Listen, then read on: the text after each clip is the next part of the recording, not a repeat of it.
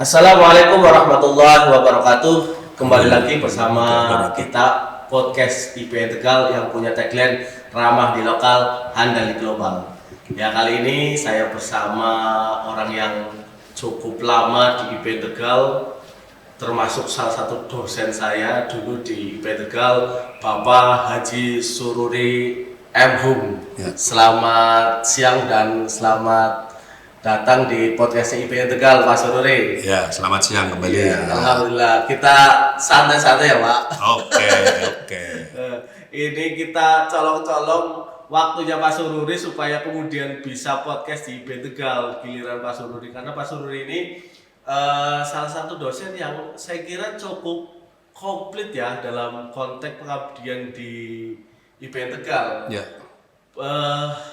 Pak Sururi ini yang saya tahu terakhir ini adalah Dekan Fakultas Ilmu Bisnis Islam ya, Dekan FEBI ya.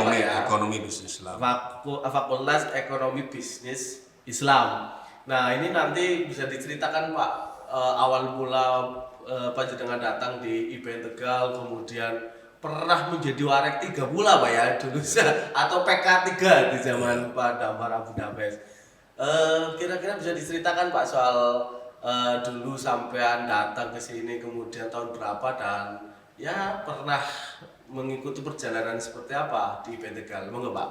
Ya, terima kasih ya. Sebelumnya cerita sedikit tentang kisah hidup saya ya. Siap. Saya lulus IAIN Sunan Kalijaga, Iya, Pak. Fakultas Syariah, program studi Al-Qodho ya, Peradilan Agama, Februari 1993. 93. Iya. Waduh. Kemudian pulang ngerewangi orang tua, bisnis lah.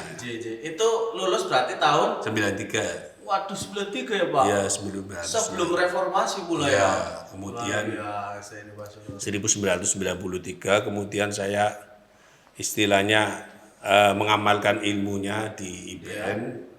Waktu itu masih di Masjid Agung. Oh, berarti Lantai menangnya 1. Masjid Agung ya Pak ya? Iya, Masjid Agung. As-sabiqul awwalun nih. As-sabiqul awwalun. Sekitar tahun 1997.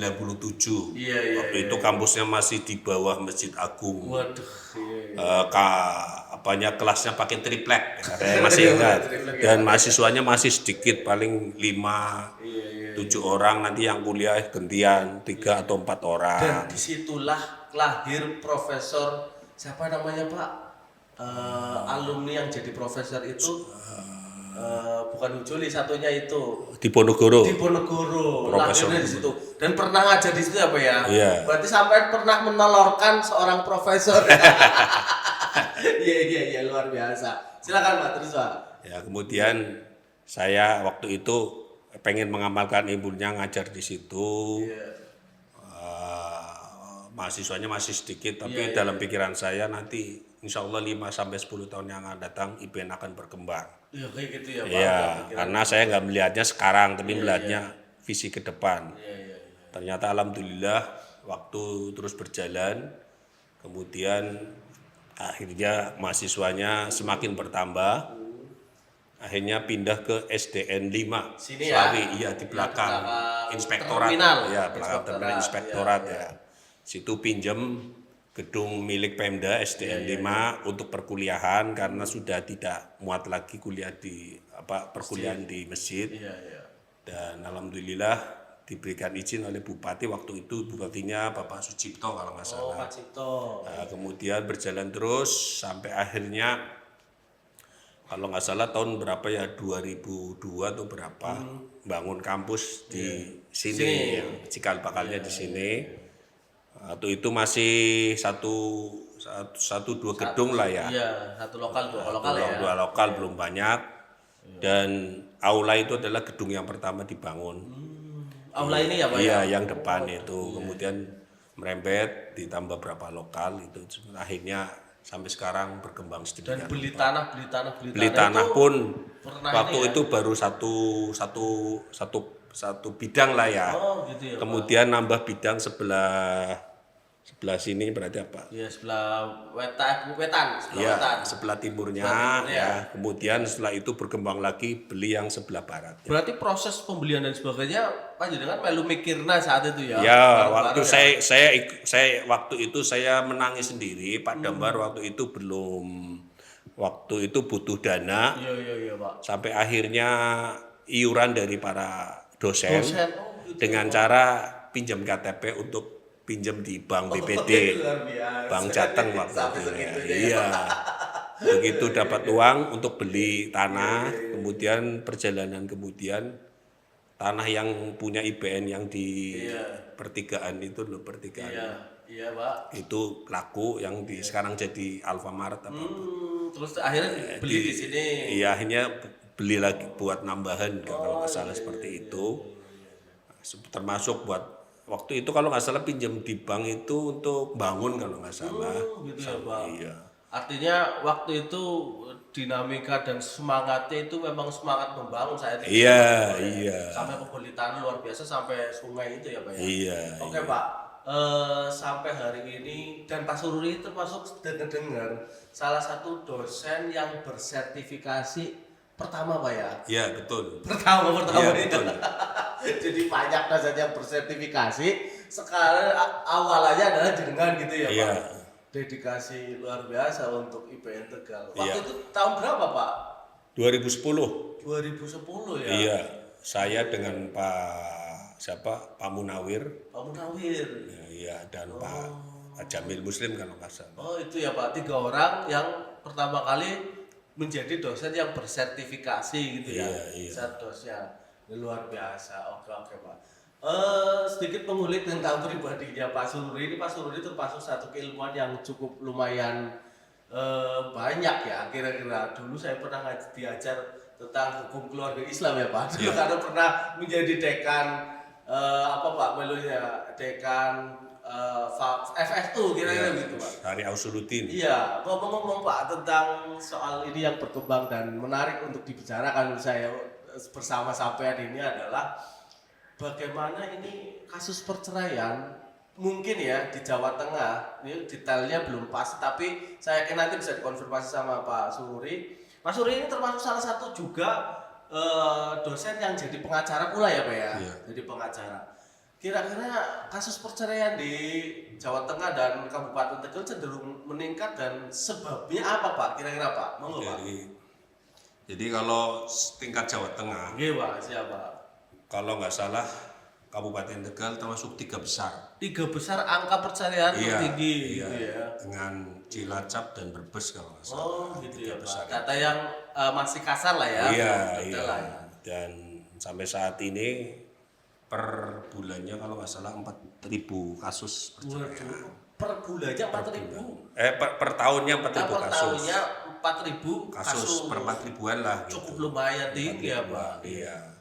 Kalau boleh tahu sepengetahuan Pak Sururi kira-kira sebetulnya meningkatnya itu karena apa Pak? Kira-kira begitu Pak? Ya, karena saat ini Iya Pak. para istri ya, Iya, khususnya wanita Ji. sudah lebih banyak mengetahui hak-haknya ya. Mengetahui hak-hak. Emang dulu nggak tahu. Ya, sekaligus juga memperjuangkan haknya. Iya. Siap. Jadi ya sehingga kalau dulu kan ya Iya, perempuan ya istilahnya nurut lah. Nurut, tidak mau ini, tidak mau nuntut ini Iya, itu. artinya lebih menerima. Lebih menerima. Sekarang ya itu tadi. Iya. Ya walaupun ada banyak yang menerima tapi banyak juga yang belum menerima akan Iya, gitu ya, Pak ya. iya. Sebagai contoh misalnya tidak dinafkahi, ya minta cerai gitu loh. Hanya tidak dinafkahi secara batin apa secara lahir, Pak? Ya, otomatis ya secara lahir ekonomi gitu loh, yang paling banyak. Oh, yang paling banyak itu Iya. karena tidak dinafkahi secara ekonomi. Iya, Akhirnya kalau- minta cerai. Iya, atau misalnya nafkahnya kurang banyak. Yang kurang Ya, banyak. dalam arti gini loh, Iya, Pak. kebutuhan keluarga bulanan berapa, paling dikasihnya berapa ratus ribu per bulan itu Mereka para istri merasa oh, nggak cukup kalau cuma ratusan ribu per bulan, belum lagi kalau ada anaknya misalnya. Jadi makanya untuk saat ini suami-suami atau calon-calon suami itu harus bisa ibaratnya ngomong Lurus duit sing akeh. iya minimal bisa memenuhi kebutuhan minimal rumah tangga. Iya, kebutuhan minimal rumah tangga. Nah iya, bukan sampai kemewahan minimal sehingga begitu hak-haknya tidak terpenuhi. Sekarang wanita sekarang itu banyak yang istilahnya mengajukan cerai. Pengajuan cerai. Iya.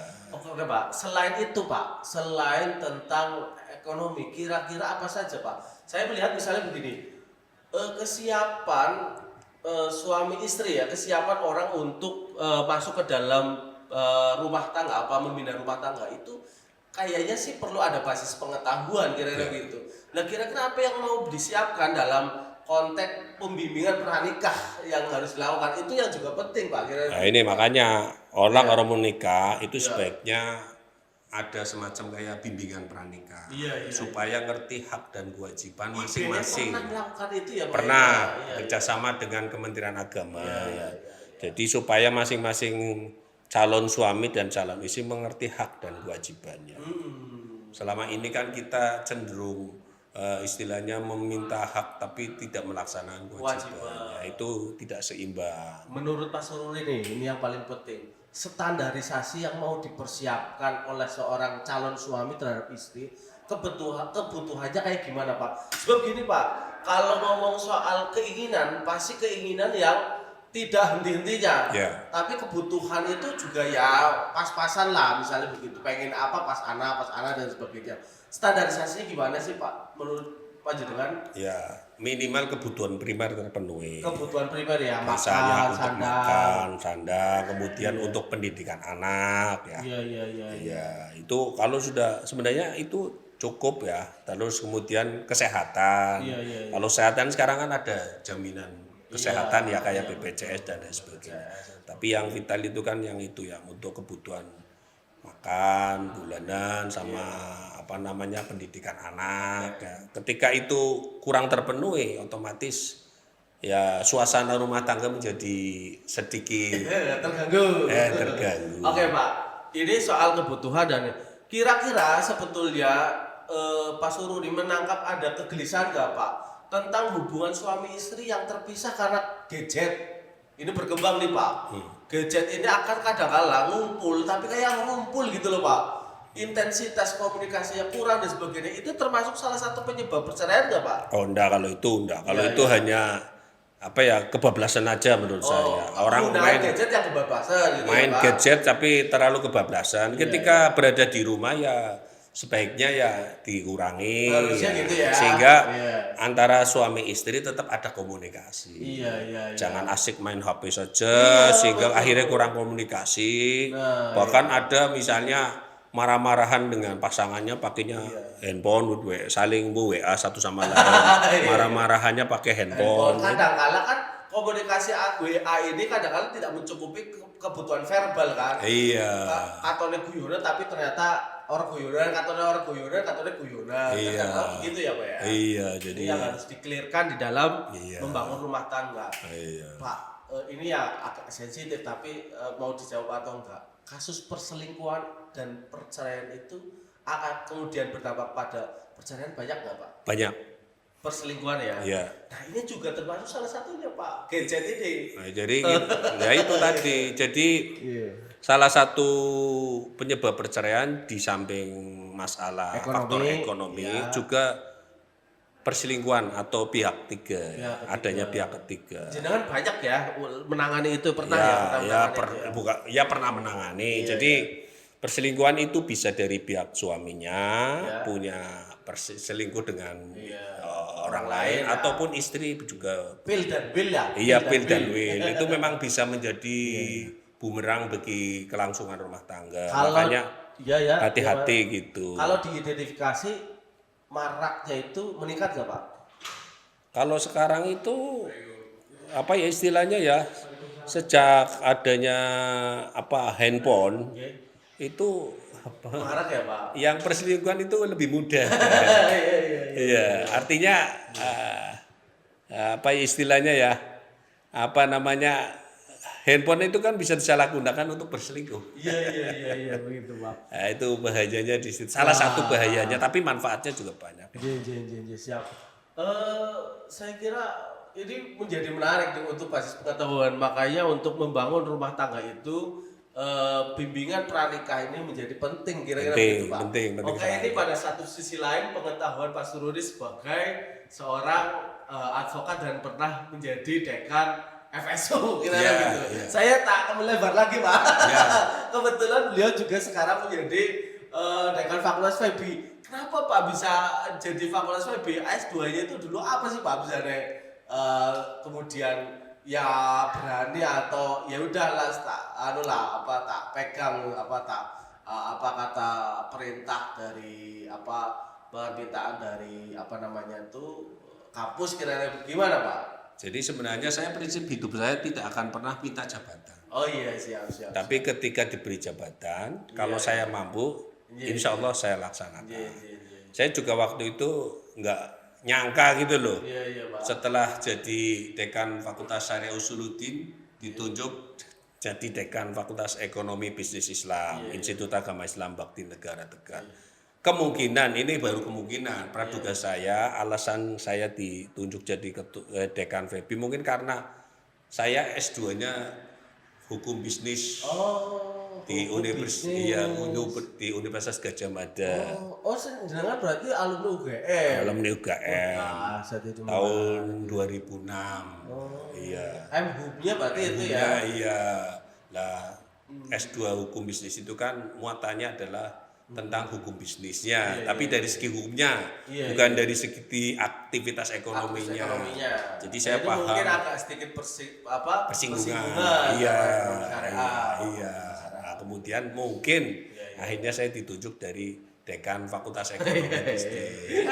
Namanya orang ya, yang minta jabatan ya. Terima ya Pak. Iya gitu. Betul. Setuju saya sih, dan alhamdulillah memang dalam satu sisi perkembangan ekonomi syariah itu cukup lumayan. Tapi PBS-nya mungkin yang perlu kita push satu sama lain. Kira-kira sebetulnya kebutuhan masyarakat akan sarjana perbankan syariah dan ekonomi syariah gimana Pak? Menurut jenengan sebagai dekan FEB? Sebenarnya sekarang kan eranya era ekonomi syariah. Iya. Pemerintah juga sedang menggerakkan istilahnya ya, ekonomi syariah. Iya Pak. Supaya menjadi alternatif bagi pembiayaan di luar bank konvensional. Sehingga sekarang sedang digalakkan, termasuk dulu pernah terjadi merger bank pemerintah dari 3 bank menjadi bank syariah. Bank syariah. Itu kan salah satu diantaranya untuk meningkatkan laju daripada perbankan syariah. Nah, dengan seiring banyaknya perbankan syariah, bahkan yang bank konvensional pun banyak yang membuka. BRI Syariah, BCA Syariah, Dana Syariah juga ada. Sehingga sesungguhnya tenaga perbankan syariah itu sangat dibutuhkan. Gitu. Makanya perlu bareng-bareng berbondong-bondong yang pengen ke perbankan syariah, perbankan BRI Syariah sebagainya ada.